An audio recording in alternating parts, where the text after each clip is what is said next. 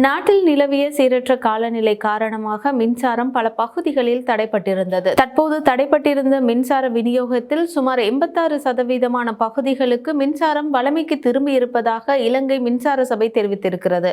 அது மாத்திரமல்லாமல் 79 லட்சம் மின் பாவனையாளர்கள் இருப்பதாகவும், இந்த சீரற்ற காலநிலை காரணமாக 39 லட்சத்திற்கும் மேற்பட்டோருக்கு மின் துண்டிப்பு ஏற்பட்டதாகவும் இலங்கை மின்சார சபை தெரிவித்திருக்கிறது. இவ்வாறு மின்சாரம் துண்டிக்கப்பட்ட பகுதிகளில் பாதிக்கப்பட்ட இடங்களுக்கு சென்று மின்சார சபை ஊழியர்கள் தொடர்ச்சியாக வேலை செய்து கொண்டிருப்பதாகவும் தெரிவிக்கப்பட்டிருக்கிறது. இதற்கமைய மின்சார விநியோகத்தை வழமைக்கு கொண்டு வர முடியும், அதாவது விரைவாக வழமைக்கு கொண்டு வர முடியும் என்றும் இலங்கை மின்சார சபை அறிவித்திருக்கிறது. இதே நேரம் செயலிழந்த 156 நீர் வழங்கல் திட்டங்களில் 146 நீர் வழங்கல் திட்டங்கள் தற்போது வழமைக்கு திரும்பியிருப்பதாகவும் அறிவிக்கப்பட்டிருக்கிறது.